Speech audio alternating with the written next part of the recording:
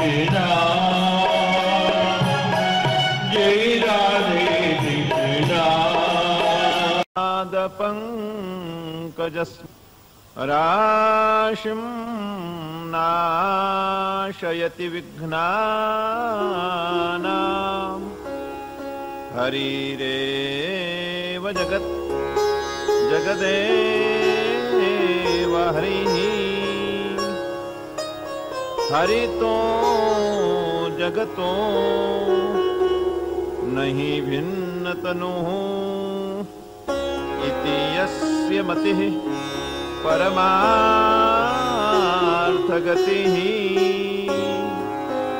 स नरो भवसागरनुद्धरति यं ब्रह्मा वरुणेन्द्ररुद्रमरुतस्तुन्वन्ति दिव्यैस्तवैः वेदैः साङ्गपदक्रमोपनिषदैः गायन्ति यं सामगाः।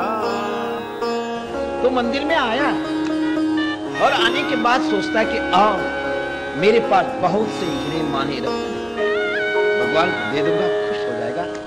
वो पोटली निकाल करके देना चाहता है भगवान को, सोचता कि अरे राम इससे तो खुश होगा नहीं तो वो रहते का है भगवान रत्ना कलश तव गे हो। ये भगवान आप तो क्षीर सागर के अंदर रहते हैं, वहां करोड़ों अरबों रुपए के रत्न गिरे हैं, मैं थोड़े से रत्न के टुकड़े दूंगा तो उस पर आपका कुछ भी प्रभाव पड़ेगा नहीं, बेकार है मेरे दो चार टुकड़े। बाद में सोचता कि वो संपत्ति जिसको हम लक्ष्मी बोलते हैं ये दे दूं, तो देना चाहता है। बाद में सोचा लक्ष्मी तब कांता, वो आपकी कांता है। जिस समय लक्ष्मी आपके पास में आई है तो आपने उसको कहा था कि लक्ष्मी सारा शरीर भक्तों ने खरीद लिया है, मेरा कुछ भी नहीं, तुम्हें चाहिए तो मेरे चरण बचे हैं, चरणों को लेना तो ले, नहीं तो अभी भी कोई लेके चला जाएगा। भगवती लक्ष्मी भगवान ये भी मेरा अहोभाग्य, कम से कम आपने चरणों के दासी को बनाई, इससे अहोभाग्य दूसरा क्या हो सकता है। तो वो उनके चरणों के दासी है, तो थोड़ा सा सोना चांदी रुपए दे दूंगा तो भगवान क्या उसको मन जाएगा? नहीं जाएगा, नहीं जाएगा। तब वो भक्त सोचता कि आओ ये सारा का सारा भगवान का है, लेकिन पंच महाभूतों का जो शरीर मुझे मिला है ये तो मेरा है, मेरे प्रारब्ध से मुझे मिला है। वहीं से अपना मंदिर की परंपरा को, जिस समय हम भगवान के दर्शन के लिए आते हैं तो वो पंचमहाभूतों को समर्पण करने की प्रक्रिया बताता है। जब मंदिर में आए तो मंदिर के बाद एक घंटा टंगा रहे, लोग सोचते क्या बात है घंटे की आवाज देते हैं, भगवान बहरा है क्या? उसको आवाज हम देते भगवान बहरा नहीं हो, तो हजारों कानों वाला हमारे सोचने के पहले वो सोच लेता है, पहले सुन लेता है, फिर घंटे का जरूरत क्या है? तो वहां आने के बाद न्याय शास्त्र के अंदर लिखा है आकाश किसको कहते हैं? आकाश का भी लक्षण है। क्या है? आकाश का भी लक्षण है। आकाश किसको बोलते हैं? शब्द गुणकम आकाशम, जहां जहां आवाज होती है ठोकेंगे आवाज होगी, तो आवाज केवल आकाश में ही होती है। जहां जहां शब्द है वहां आकाश, शब्द गुणकम आकाशम। तो भगवान को अपने पंच महाभूतों से बड़ा भूत कौन सा है? आकाश। वो अर्पण करना है तो घंटा नाद करके आकाश रूप अपने में जो भूत है भगवान को हम अर्पण करते हैं। पंखा हिलाते हैं तो वायु अर्पण करते हैं, फूल चंदन देते हैं तो पृथ्वी अर्पण करते हैं। पृथ्वी का क्या लक्षण है? तत्र गंधवती पृथ्वी, जिसके अंदर गंध है, जो भी जिस प्रकार का गंध हो, गंध जहां जहां है वो पृथ्वी है। तो वही सुगंध पदार्थ जो अर्पण करते हैं लोग भगवान को, अपने अंदर की जो पृथ्वी तत्व है वो अर्पण करते हो। समर्पण करते करते करते करते तदाकार अपने अंदर अपने आप। तो मैत्री जी को उन्होंने उपदेश दिया था, आप मेरे मैत्री जी विदुर जी आएंगे और उसको आप मेरी भागवत सुनाना भगवान की आज्ञा थी। इसलिए वो उत्तराखंड में हरिद्वार, जहाँ भगवती जाह्नवी कल कल कल कल कल करते बहती जाती। माँ गंगा का क्या वर्णन कल मैंने आपको बताया था। गंगा गंगेति यो ब्रियात् योजना नाम शतैरपि मुच्यते सर्व पापे विष्णुलोकम सगच्छति। अर्थ कल बताया था। गंगे तव दृश्यान्मुक्ति, इसको भी बताया था। एक आधुनिक कवि हो गया, वह गंगा किनारे खड़े होकर के गंगा का वर्णन करता है। वो कहता है कि माँ, पहले राजा महाराजा रहा करते थे यहाँ, तो उनकी जो राजमहिषी पत्नियां हैं, प्रातःकाल स्नान करने के लिए आपके किनारे आती थी स्नान करने के लिए, तो रात को वो उबटन लगाते थे अपने शरीर। आजकल के वो पत्थर का पिसा हुआ पाउडर नहीं होता था, वो लोग मृगमत कस्तूरी का उबटन बनाते थे। उस उबटन को अपने शरीर पर लगाती थी, तो वो कस्तूरी युक्त जो रानियां हैं, प्रभाते स्नांति नाम, प्रातःकाल स्नान करने के लिए रानी आती थी। तो जब वो डुबकी लगाती थी, माँ तोरी धौरी धारा में जो धसत है, ताको न होत है यमपुर को बात। क्या कहता कवि? माँ तेरी धौरी धारा में जो धसत है, ताको न होत है यमपुर का वास है। तो वो कवि कहता है कि माँ जब वो रानियां डुबकी लगाती है, तो उनका जो मृगमद है कस्तूरी, जिस हिरण का कस्तूरी उन्होंने लगाया है, वो डुबकी लगाते वो हिरण जो मर गया है, वो भी जिंदा होकर के सीधा स्वर्ग लोक में जाता है। और ये तेरा सामर्थ्य है माँ, ये सामर्थ्य, ये गंगा है जो उसके केवल हवा में भी बैठ जाता है। कोई नहाने की जरूरत नहीं, जो उसका दर्शन कर लेता है, कोई नहाने की जरूरत नहीं, उपस्थित बन करके वही मुक्त हो जाता है। और इसलिए मैत्री जी, विदुर जी और मैत्री वहां चले गए हरिद्वार। वही माँ गंगा के किनारे बैठ के परमात्मा का चिंतन करते हैं। आप वही जाओ, वो आपको भागवत सुनाएंगे।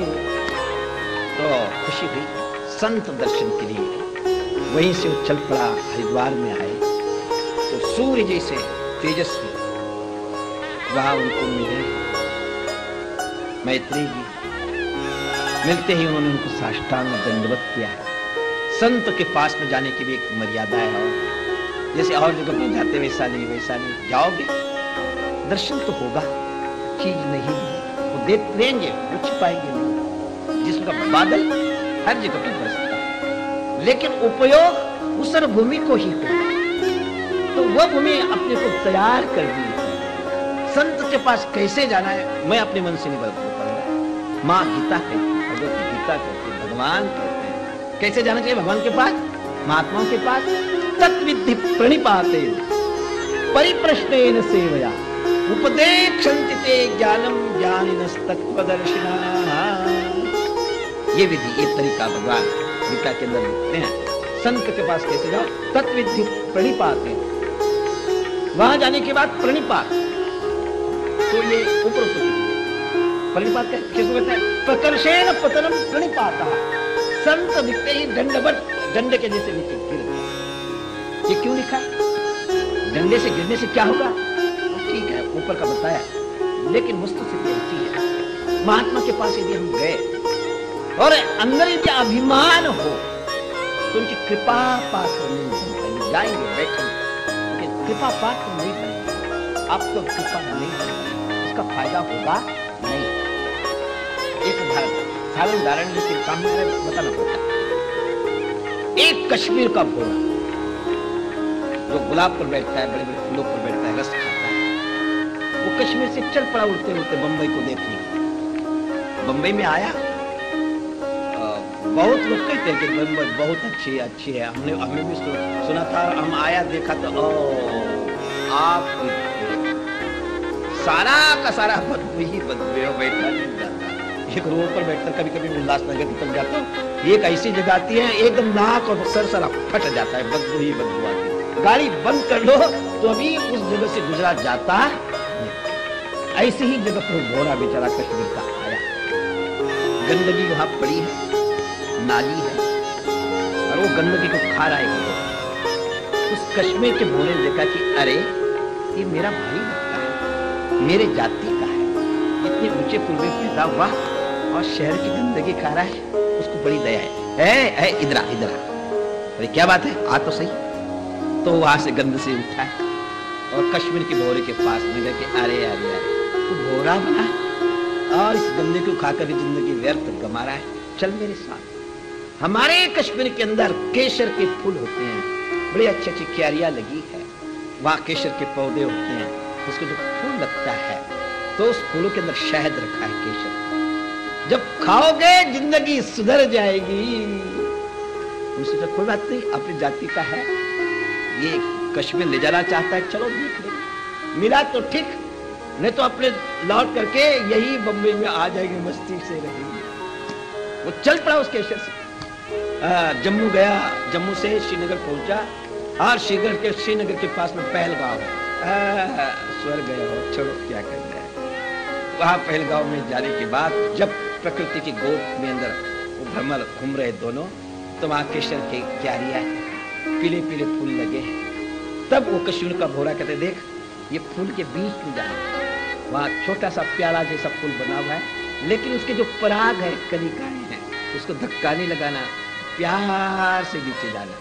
तो भोरा नीचे गया, वहां शहद था, केसर का रस था, उसको शहद, उसको जो चूसने लगा, पीने लगा, तो सोचता कि आहो ये बेकार का भोरा है, इतने दूर से बंबई आया और मुझे बंबई छुड़ाई।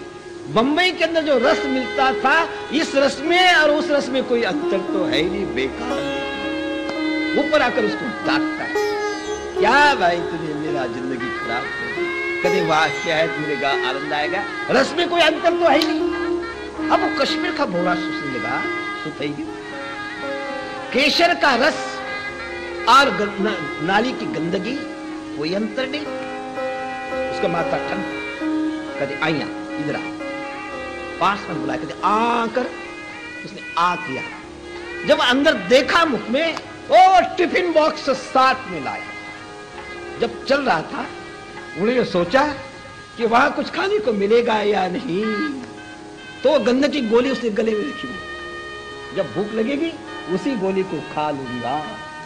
और जब वो शहद खाता है, उसके मुंह में आता है, तो उसी गोली में भीग करके फिर अंदर जाएगा, तो स्वाद क्या आएगा, उसका स्वाद ही समाप्त हो जाएगा। उसी प्रकार यदि हम संतों के पास, महात्माओं के पास जाएंगे और पहले अभिमान अंदर भरा हुआ है, तो वो कृपा भी करे, कुछ भी करे, उसका कोई फर्क पड़ेगा नहीं।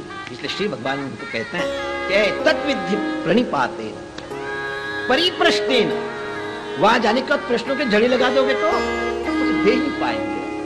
हाँ, आपके प्रश्नों का उत्तर दे देंगे, चुप हो जाएंगे। वह लेकिन परिप्रश्नेन सेवया, बिना प्रश्न की आश्रम की सेवा करते जाओ, करते जाओ, करते जाओ। महापुरुषों की सेवा उनको जरूरत नहीं, लेकिन अपने कल्याण के लिए सेवा करनी हो तो सेवा करते करते करते करते वो रीझ जाएंगे, खुश हो जाएंगे, प्रसन्न हो जाएंगे। उनको खुश करने के लिए कोई देरी की जरूरत नहीं, वो अनायास खुश हो जाता है।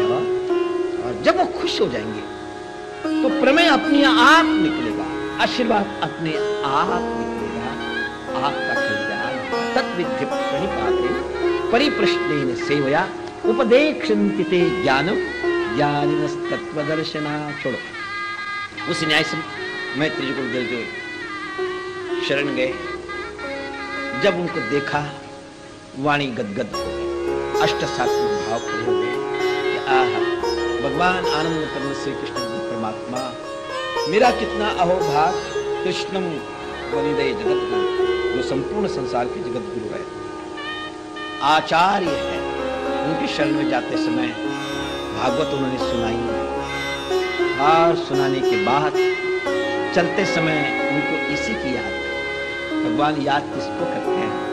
उनका जो अनन्य भक्त है, उनके बगैर एक क्षण भी नहीं रहता है, रात दिन उन्हीं का ध्यान करता है। कभी भी उसकी प्रवृत्ति नीचे आती नहीं। कल बताया था जिसका पपीहा चातक, वो जमीन पर पड़ा हुआ पानी पीता नहीं। स्वाति नक्षत्र के अंदर बादल जब बरसता है, उसी पानी को स्वाति नक्षत्र आता है, बादल आता है, उस समय वो मेघराज की तरफ देखता ही जाता है, पानी पीता ही रहता है, सोचता है कि ओ स्वाति नक्षत्र कब निकल जाए, मेघ बरसना कब बंद हो जाए पता नहीं, इसलिए लेते जाओ पीते जाओ पीते जाओ, पीता ही रहता है। उसी प्रकार ये उद्धव भगवान की सेवा, भगवान का दर्शन, ये मैं तो उसके बगैर रहता नहीं।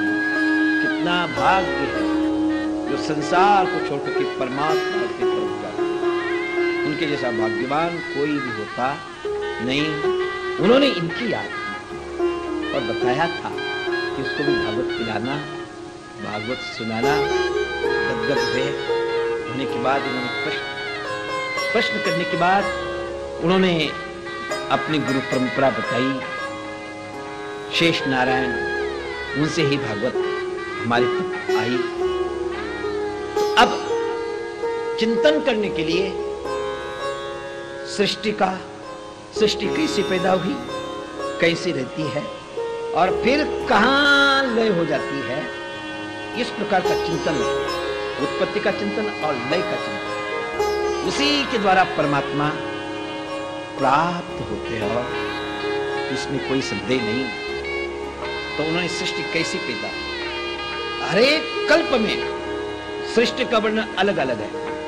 भागवत का पद्म कल्प भी है, वराह कल्प भी है, कई प्रकार के कल्प भागवत के अंदर है। तो पद्म कल्प की कथा बताते हैं, भगवान नारायण बढ़ता गया। जब छोटे बच्चे होते हैं कभी कभी कथा में चले आते हैं, तो उन लोगों ने सुना कि भगवान के नाभि से कमल निकला और उसमें ब्रह्मा पैदा हो गए। आ भी ठीक है, गड़बड़ नहीं। तो नाभि आकाश, ये नाभि नहीं, आकाश कैसा है, व्यापक है, उसके जैसे बड़ा भूत कोई भी दुनिया के अंदर नहीं परमात्मा की बात। तो ये जो व्यापक तत्व है वही नाभि है और परब्रह्म परमात्मा का विचार वही ब्रह्मा है। वही ब्रह्मा पैदा होते हैं और ब्रह्मा चतुर्मुख ब्रह्मा, 4 मुख है। तो ये मुक्त ये भी है, लेकिन अंतःकरण चतुष्ट है, मन बुद्धि चित्त और अहंकार, यही 4 मुख ब्रह्मा जी के और इसी के द्वारा वो पैदा हुए और चिंतन करते। मुझे पैदा करने वाला कौन? ये कथा कहां से शुरू हुई थी? शुरू में नारद जी ब्रह्मा जी के पास, पिता के पास में गए और जाने का नारद जी ध्यान कर, ब्रह्मा जी ध्यान करने के लिए आंख खुली तो नारद जी पूछते हैं कि पिताजी, मैं तो आज तक आपको ही परमात्मा समझा था, कर तुम अकर तुम अन्यथा कर तुम शक्ति आपके अंदर है, आप ही सारी दुनिया को पैदा करते हैं, आप भी ध्यान करते हैं, तो आपसे भी बड़ा कोई है क्या? जब पूछा है तो कहा कि नारद, इससे भी ऊंची चीज है, वो है परब्रह्म। उसकी इच्छा मात्र से संपूर्ण संसार चलता है। भगवान के संकल्प के बिना एक भी सत्ता नहीं। ये सारा संसार पंचमहाभूत से पैदा हुआ ना, पृथ्वी, आग, तेज, वायु और आकाश। अब ये भूत जितने भी 5 की 5 है, लेकिन पांचों का स्वभाव भिन्न भिन्न है। कोई किसी का स्वभाव किसी के साथ पटता नहीं। वायु और अग्नि साथ में रह सकती नहीं, दोनों का भी। मिट्टी और पानी साथ में रहेगी नहीं, पानी मिट्टी को पिघला देती है। इसी पर चारों को पांचों भूत आपस में टूटता नहीं, लेकिन पांचों के पांचों एक शरीर के अंदर बड़ी प्यार से रहे, शांति से रहे। सर्कस कभी आपने देखी होगी ना? सर्कस के अंदर शेर भी होती है, बकरी भी होती है, हाथी भी होता है, गाय भी होती है। वहां एक रिंग मास्टर होता है, एक पिंजरा बना होता है, उसके अंदर शेर भी है, बकरी भी है, गाय भी है, बड़े बड़े हिंसक जानवर है। उन्हीं के बीच में ये पानी का थाली रखता है और शेर को बकरी को कहता है चल पानी पी, बोले गुरगुराता है वो, सोचता है कि आओ ये तो मेरा ब्रेकफास्ट है। लेकिन वो जब कहता है कि चल, बेचारे दोनों आ जाते हैं और ये कई थाली में पानी पीते हो। क्या कारण है? उसके हाथ में वो हंटर है, हंटर को देखने का तो बेचारे डर जाते हैं और दोनों पानी पीते साथ। उसी प्रकार भयात इंद्रश्च वायुश्च मृत्युर्धावति पंचदाः। समय पर वर्षा हो रही है, समय पर इंद्र वर्षा करता है, सूर्य नारायण समय पर आते हैं, समय पर जाते हैं। ये क्यों? भगवान की आज्ञा है। उस आज्ञा से सारे के सारे ठीक काम करो। गामा विश्व भूतानि धारयाम्यहं यशा। उनकी आज्ञा है कि ये रेखा लांघनी नहीं, समुद्र को आज्ञा देना। यदि समुद्र थोड़ी सी भी आज्ञा लांघ जाएगा तो बंबई रहेगी, कलकत्ता रहेगा, मद्रास रहेगा, 1 मिनट के अंदर सारा का सारा चला जाएगा। भगवान की आज्ञा है कि इसको लांघना नहीं, इसको तोड़ना नहीं, सारा का सारा संसार नेम से चला जाता है। इसके अंदर कोई कमी नहीं, वह सारी दुनिया को एक जैसा रहता है, कोई कम देता नहीं, ज्यादा भी देता नहीं, और जिसका जैसा जैसा प्रारब्ध है उसी प्रकार का देता है। तो वह परमात्मा क्या है, उसी कथा आगे चली भागवत में, उसी का यहाँ विदुर जी को समझाते हैं। तो वही नाभि कमल से ब्रह्मा पैदा हुआ चतुर्थ, और पैदा होने के बाद उन्होंने सोचा कि इसका कर्ता कौन? ढूंढता गया, सोचता गया, लेकिन पता चला, फिर आकाशवाणी, तपस आप तपस्या करो। तपस्या में बैठे हैं, जब हम कुछ करेंगे तो परमात्मा साक्षात्कार होगा, इसमें कोई संदेह नहीं। तो चलता है उसको परमात्मा मिलता है। थोड़ा सा चलना है, ज्यादा चलना नहीं। परमात्मा का जैसा सरल साधन दुनिया में कोई भी नहीं, लेकिन उसको हम करते नहीं। आज प्रपंच के जैसा कठिन साधन कोई भी है नहीं, कठिन को हम सरल मान बैठे। पहले पहले जब हम बम्बई में आए तो कोई मुझे गोदी की तरफ घुमान के ले गया। वो दिन संडे था, तो जितने भी गोदी में काम करने वाले कुली थे ना, कोई तेल लगा रहा है, कोई ऊन कर रहा है, कोई आँख कर रहा है। तो उनको पूछा क्या बात है, ये तो आराम से बड़ा दर्द क्यों हो रहा है? कि महाराज वह दर्द को ही सुख मान बैठे और सुख को ही दर्द मान बैठे। रोज बोरी ढोते तो उनको दर्द नहीं होता है, तो दुख बोरी ढोना, लेकिन बोरी ढोने से उनको सुख मिलता है और दुख को ही सुख मान बैठे। आज बोरी ढो नहीं पा रहे, सुख से बैठे, जिससे उनके शरीर में कष्ट हो रहा है। ये प्रपंच का बोझा ढोते ढोते ढोते उसी को हम सुख मान लेते हैं, और भगवान के चिंतन में आराम है, लेकिन वहां हम उसको छोड़ो, बड़ा मुश्किल है। तो वो ब्रह्मा को कहा तब करो, तब करते करते करते भगवान का साक्षात दर्शन। भगवान जानता कारण दर्शन बहुत सुंदर जगत होने के बाद ब्रह्मा को आशीर्वाद, और आशीर्वाद देने के बाद भगवान ने कहा कि ब्रह्मा जी सृष्टि को बनाओ, आगे बढ़ो। बोले क्यों? भगवान की इच्छा हुई। एकाकी नरे में, आज तक भगवान क्या थे? एकमेवा द्वितीयं ब्रह्म, वो एक सच्चिदानंद घन है। लेकिन जब आप एक है, कोई इच्छा नहीं, शांति से आप है, लेकिन माया का दर्शन होते ही गड़बड़ थई गई, इच्छा पैदा हो जाती है। बड़ी कठिन है, बड़ी कठिन है। बड़े बड़े संत महात्मा उसी के अंदर समाप्त हो गए। धन्यवाद है उस माया देवी का, और संतों को भी नीचे खिलाती है। कथा है ना, खराब मानसो नहीं। भगवान वेदव्यास ग्रंथ लिखते जाते, और एक जगह पर प्रसंग आया, विषयाणि विद्वांसम अपिकर्षति। विषय विद्वानों को भी आकर्षित कर लेते हैं। लिखते लिखते स्नान करने के लिए गंगा जी भी गए तो ग्रंथ ऐसे ही छोड़ दिया। जब वो गंगा जी गए हैं तो उनके एक चेले थे। चेले कभी कभी बड़ा कठिन होते हैं, छोड़ो, गुरु जी को भी नीचे गिरा देते हैं और खा जाते हैं।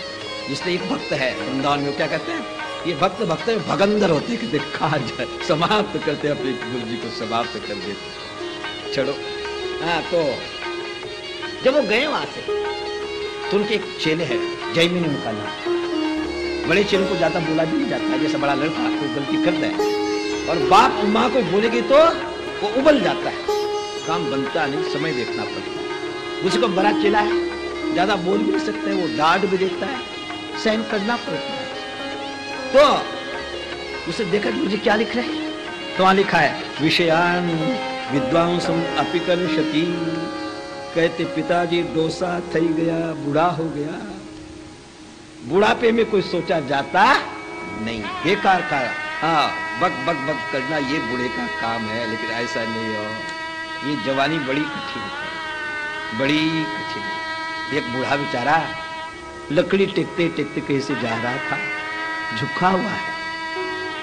तो कुछ कॉलेज के लड़कों ने देखा कि बूढ़ा जा रहा है, सारे इकट्ठे हो गए और इकट्ठे होने के बाद उस बूढ़े को प्रश्न करते हैं कि बाबा जी नीचे क्या गिर गया है, आप क्या देख रहे हो? तो बूढ़ा तो बूढ़ा ही होता है। उसने उत्तर दिया, बच्चों मेरे मुसमुसाती एक जिंदगी थी, मारता था तो दीवार टूट जाती, पैर मारता था तो पानी निकल जाता था। वो मस्तानी जिंदगी वो जमीन में कहाँ गिर गई, उसी को देखते जा रहा हूं बेटे, घबरा जा रही, तुमने भी ढूंढनी है, ये सबको आएगा, सबको आएगा। तो वो जवान है ना, उसे कहा कि गुरुदेव बूढ़े हो गए, विचार रहा नहीं। ये क्या बकवास लिख दिया है कि विषय महापुरुषों को भी अपनी तरफ खींच हो नहीं सकता, वो जो चाहे वो हो सकता है। वो दुनियादारी के अंदर फंसे मेरे विषय उनके जीवन के अंदर कभी भी आ सकते नहीं। तो उन्होंने वहां इंक थी उठाई और उस लोग को ही मिटाया। जब वेदव्यास आए और आने के बाद देखा कि ये किसने मिटाया, अपना शास्त्र लिखा है कृत्वा आचार्य न निवर्तन, आचार्य जो बोल देता है पीछे हटता नहीं। भगवान उसी प्रकार सृष्टि कर देता है, लेकिन आचार्य ने, संत ने जो बोला उसको टालने देता नहीं। हो लेकिन गुरुजनों की कीमत ये करता नहीं चाहिए, लेकिन बड़ा है, कैसा संदेश, समय जाने दिया। योगी थे, वो महान थे। एक दिन जैमिनी यज्ञशाला में बैठा है, एकांत समय, तो भगवान गुरुदेव ने वसंत ऋतु का आह्वान किया। फूल फूले हैं, रिमझिम बारिश होने लगी। एक पेड़ों का झुरमुट था, उसी में 18 साल की युवती बन करके वो खड़े हो गए व्याज। और जब जैमी ने देखा कि आओ बारिश हो रही है, खराब भावना नहीं है, बारिश हो रही है, देवी भक्ति जा रही है, देवी आओ अंदर बैठो, बारिश चली जाएगी, तुम चले जाना। तो कहते कि महाराज आप महात्मा हैं, दुनियादारी आपने देखी नहीं, मुझे बुलाओ नहीं। कहते नहीं, कोई नहीं, आ जाओ। आग्रह किया तो देवी आई, पास में बैठी है, यज्ञ की आहुति की सुगंधी आ रही है, गरम गरम हवा कुटिया में है। जब वो जैमिनी देखते गए, बाद में कहते कि देवी शादी हो गई कि महाराज नहीं, शादी करोगे? कहते महाराज स्त्री का त्योला है ना, विनाशया न शोभन्ते, पंडिता वलिता लता। ये तीन चीजें ऐसे है, पंडित विद्वान ब्राह्मण महात्मा, पंडिता वलिता देवी और लता। ये आशय के बिना उसकी शोभा नहीं, फलती फूलती नहीं। कि बढ़िया फूल वाली लता है और बगीचे के अंदर है, योग्य कुशल माली आता है, उसको मंडप बनाता है, खाद देता है, जल देता है, वो जल्दी से पनप जाती है, मंडप बन जाता है, बढ़िया बढ़िया फूल आता है, बहुत सुंदर लगते हैं। और वही यदि जमीन पर पड़ी रही तो उसका विकास होता नहीं, अच्छे फूल आते नहीं, बिना आश्रया न शोभन। पंडिता जो विद्वान है वेद पाठ कर रहा है, शास्त्र का चिंतन कर रहा है, लेकिन यदि बेटी रोटी की चिंता करेगा तो आदि बुद्धि समाप्त हो जाती है। विद्वान आश्रय देता है, पंडित जी, आचार्य जी, आप चिंता करना नहीं, आपका घर हम चलाएंगे, आपके बेटे बेटियों की शादी करेंगे, आप उसकी चिंता करना नहीं, आप केवल शास्त्र चिंतन करना, महान बन जाएगा। और खुद उसी रोटी बेटी की चिंता करेगा तो शास्त्र में जो पुनत्य विषय में से बुद्धि है वो समाप्त हो जाती है, उसका होने का देवी। शास्त्र में लगता है कि बहुत से बंधन होते, बंधन नहीं, ये रक्षा है, हीरा है। जब खान से निकला, खान में मिट्टी के रूप में तो भी उसकी कीमत नहीं, पास में आया किसी की तो भी उसकी कीमत नहीं, कुशल कारीगर के हाथ में जाता है, उसको बढ़िया घाट चमका देता है, और चमकने के बाद मखमल के पेटी के अंदर रखता है और बढ़िया लाइट उसके ऊपर छोड़ता है, तब ग्राहक आता है, उसकी चमक, उसकी कीमत होगी। यदि खान में से आएगा तो कीमत होगी नहीं, और ठीक उसको रखा हुआ है बंधन के अंदर, उसकी कीमत, उसके बाद माँ, उसका हृदय पवित्र है, फिर कभी बंधन छोड़ो, तो रक्षा चाहिए, रक्षा से ही वो आगे बढ़ती है। इसलिए भगवान आसरा तो चाहिए, शादी तो करनी है। देवी मेरे साथ शादी करेगी?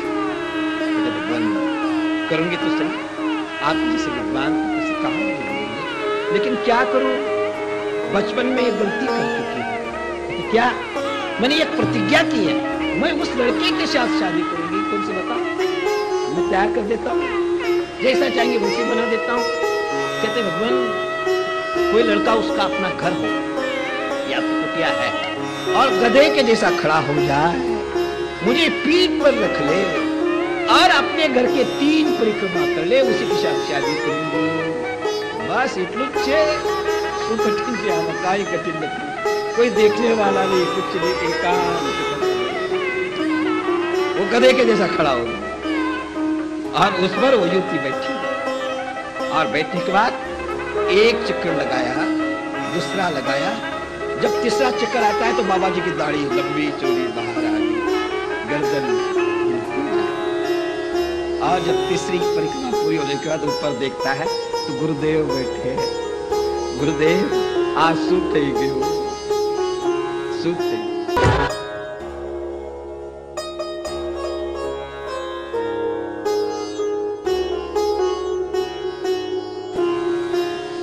ब्रह्मा जी ने तपस्या करने के बाद भगवान खुश हुए हैं, प्रकट हुए, होने के बाद कहा कि ग्रस्ताश्रम को आगे बढ़ो, भगवान की इच्छा।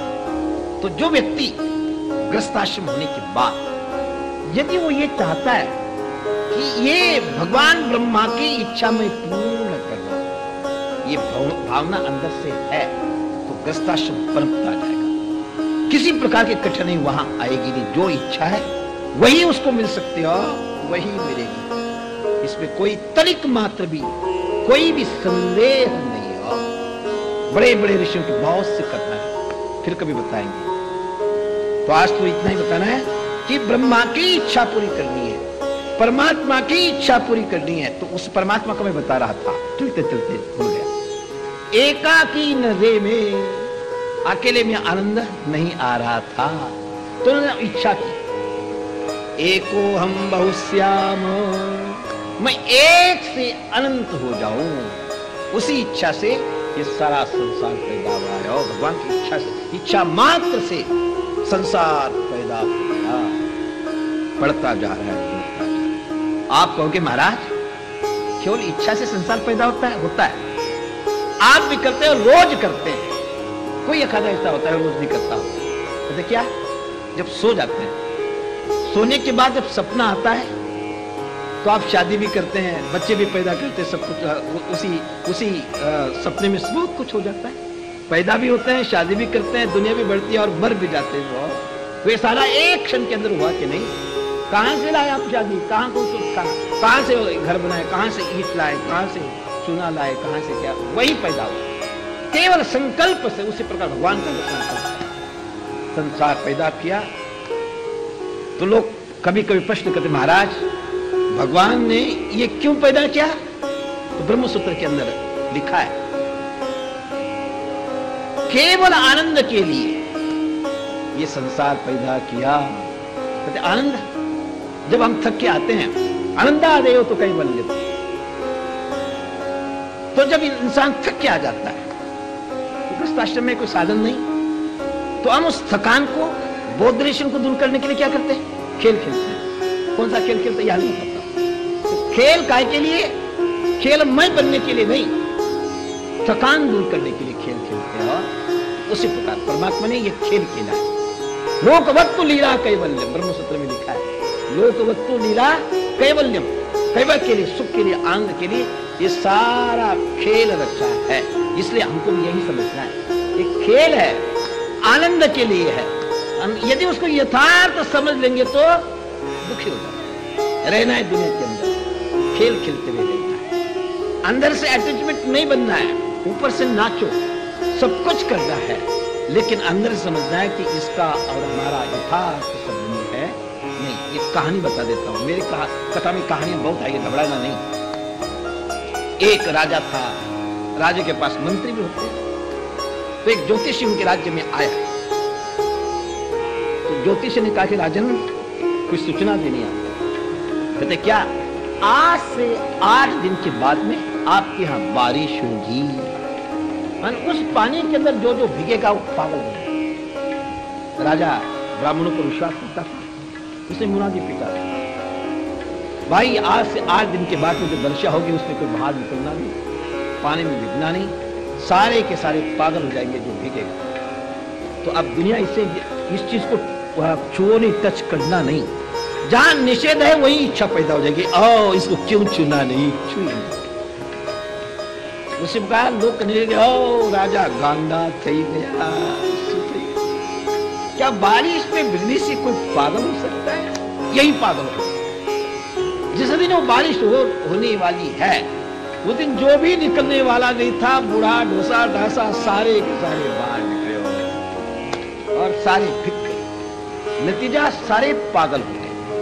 तो पागल पुराने, कोई नीचे गिरता है, कोई गाली देता है, कोई मारता है, कोई कपड़े फाड़ता है। सबका मोर्चा राजभवन में आ गया। और वहां आने के बाद राजा और मंत्री कमरे में बैठे हैं। सब कहने गए, ओ आ बंदे पागल थई गया, गांडा थई गया, चलो मेंटल हॉस्पिटल में ले चलो। कहते इनको मेंटल हॉस्पिटल ले चलना है। राजा ने जब सुना कि ओ आप सुख से क्या होगा, राजा ने कहा कि राजन, मंत्री ने कहा राजन जीना है। कहते भाई जब तो शरीर है, प्राण है, जीना तो है।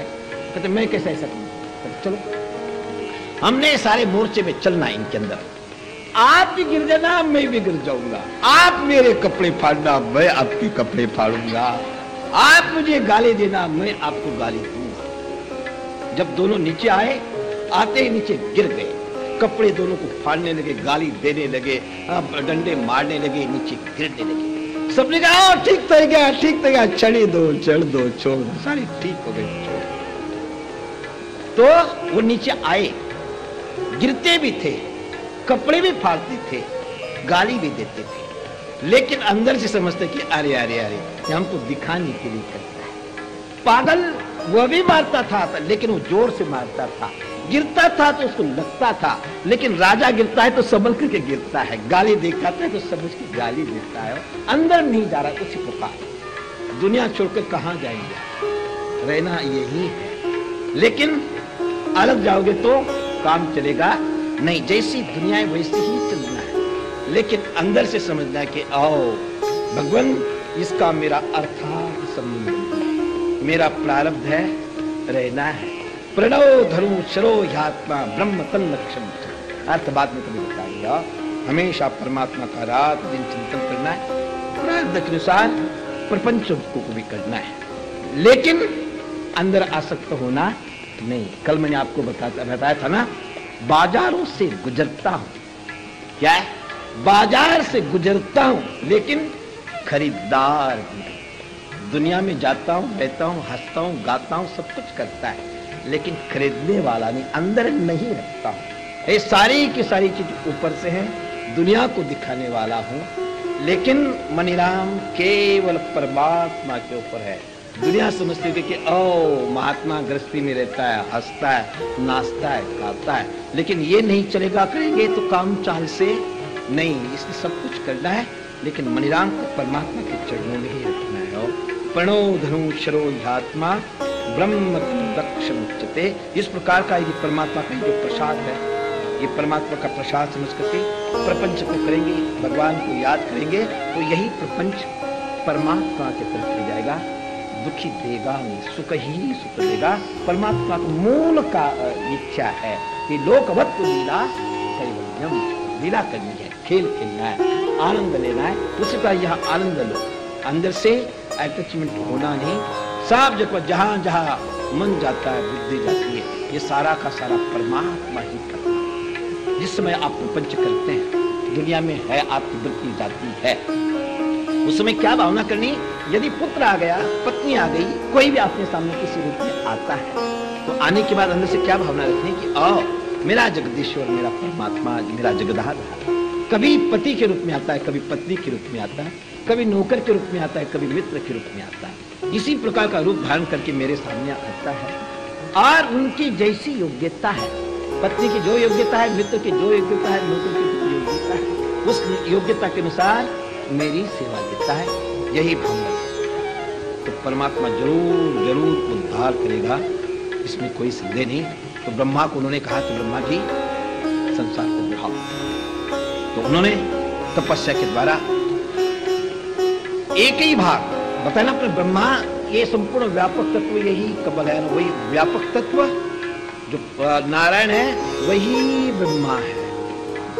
और उन्होंने संकल्प किया तो एक ही शरीर से दो शरीर बने, एक प्रकृति और एक परमात्मा, और दोनों से एक से लड़की पैदा हुई और एक से, एक का नाम मनु और दूसरे का नाम है शत्रुघ्न।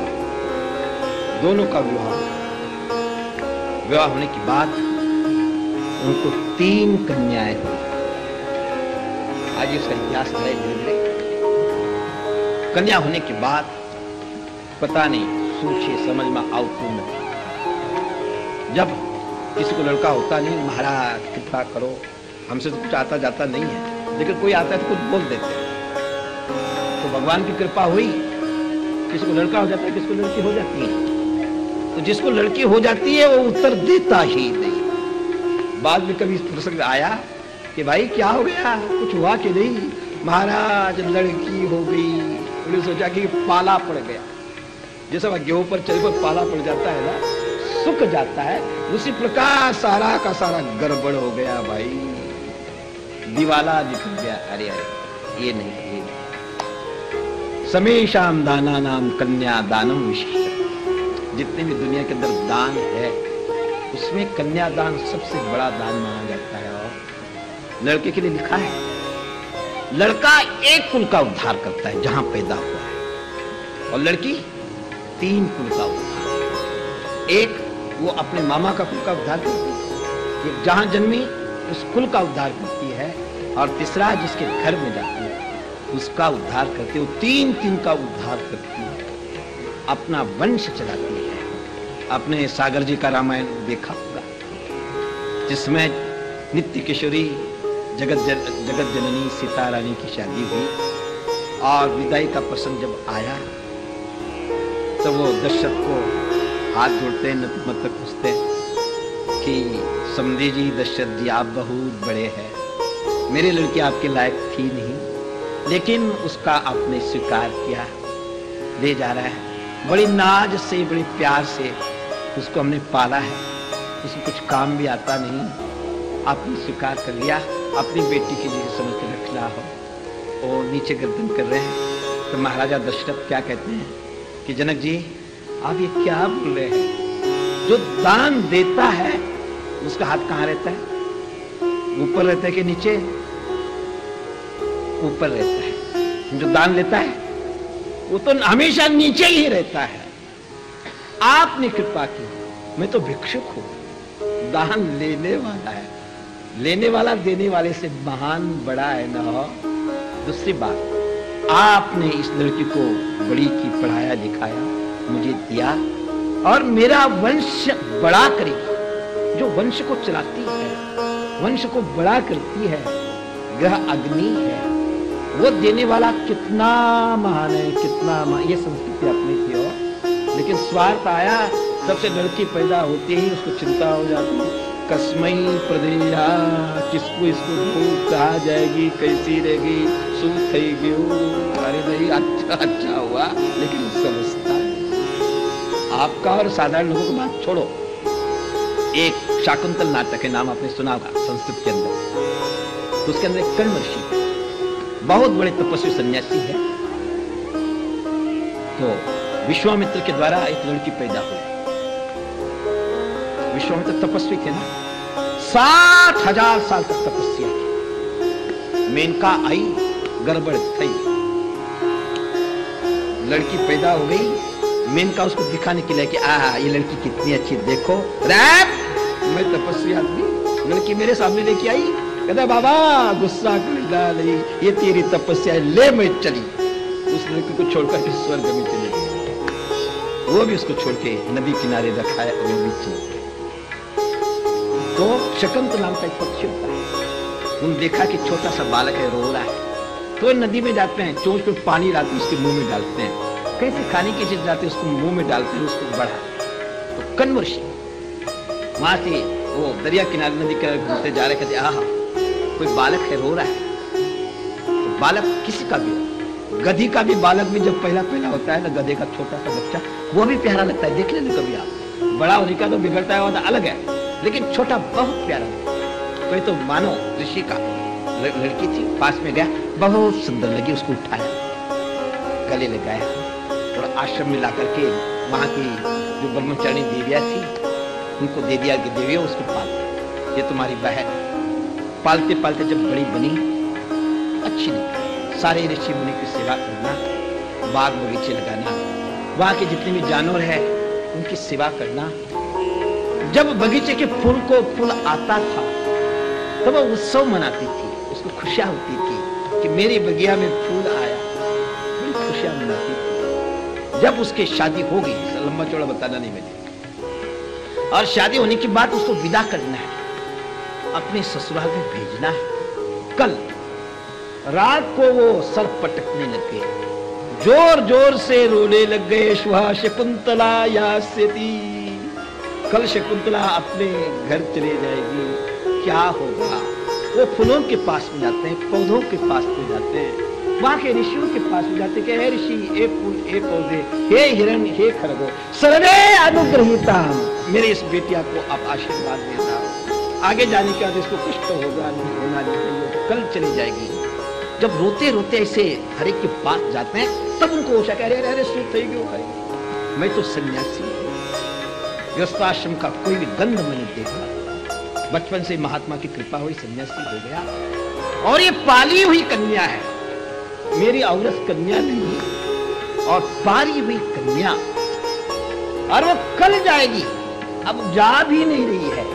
इसी कल्पना में मैं रो रहा हूं, तो कथम न पीड्यते थे गृहीणा, वो गृहस्थी कितने कठिन है, किनका हृदय कैसा होगा पता नहीं। जिस समय लड़की को पैदा करते हैं, पालते हैं, पोसते हैं, एक हाथ की आती तो 5 हाथ की बना देते हैं, इतना सुंदर।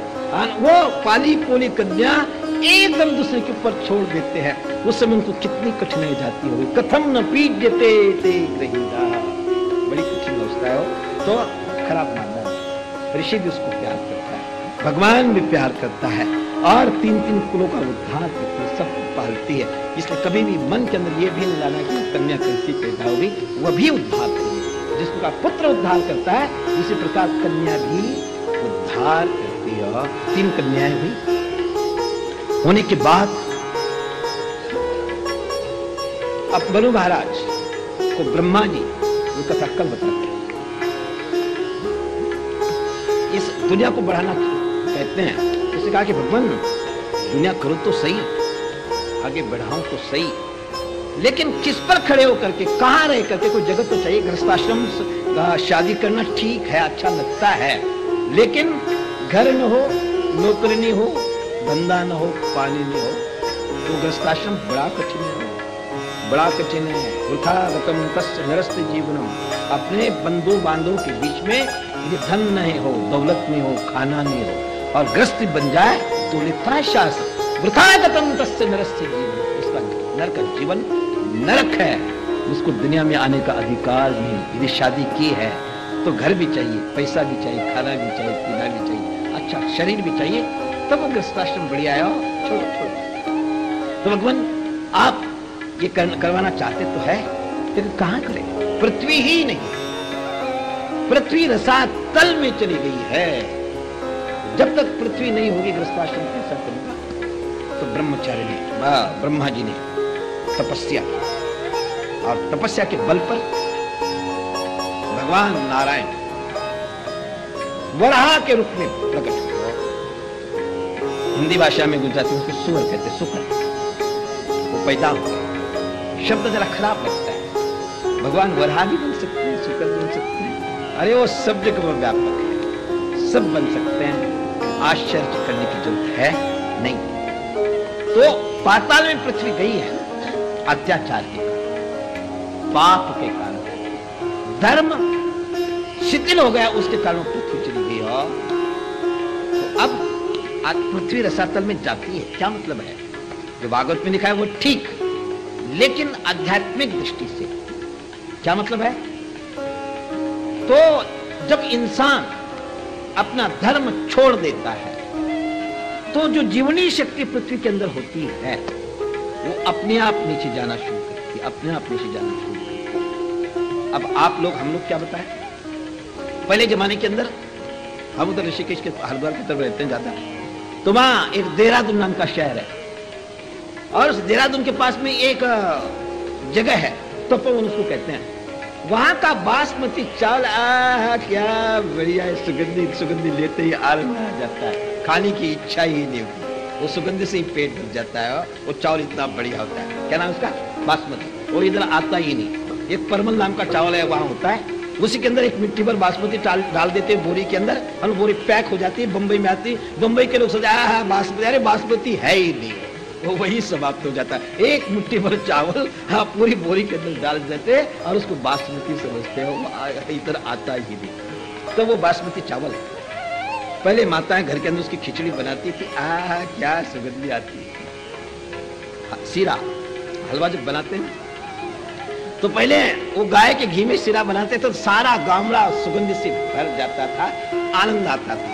और आज किचन रूप में यदि सीरा कोई बनाता है तो नाक दबाना पड़ता है, सुन ही गई हो। बच्चे तो भागते हैं, कहते हैं अरे रे शुद्ध घी है, हम खाएंगे नहीं। जो सुगंधीदार चीज थी वो बदबू थी, उसके अंदर सुगंधी नहीं। चावल घर में बन रहे या नहीं इसका भी पता चलता नहीं। तो जो जीवनी शक्ति है हमारे यहाँ, कहते साइंस डेवलपमेंट हो गया। जहां 5 किलो चावल होता था, गेहूं होता था, वहां 1-1 मन हो रहा है। अरे हो तो रहा है, क्वांटिटी बढ़ गई, क्वालिटी बढ़ी।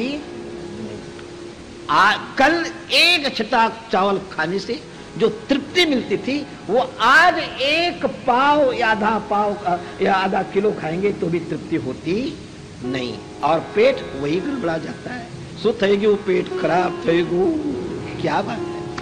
आज फर्टिलाइजर इतना बढ़ गया, इतना बढ़ गया, लोग कहते, गवर्नमेंट कहते कि हम बहुत बड़े हो गए, लेकिन पता नहीं वो फर्टिलाइजर, वो डीडीटी जब वो सब्जियों पर आती है, जब अनाज पर आती है, और वही हमने किचन रूप में आकर के वो स्लो पॉइजन बनकर हम खाते जा रहे हो, एक रेक रोग बढ़ाता ही जा रहा है। तो जो जीवनी शक्ति है वो समाप्त हो गई। इसी को कहते पृथ्वी को रसातल में जाना, और रसातल में जाना। वह पृथ्वी खुश कब होती है?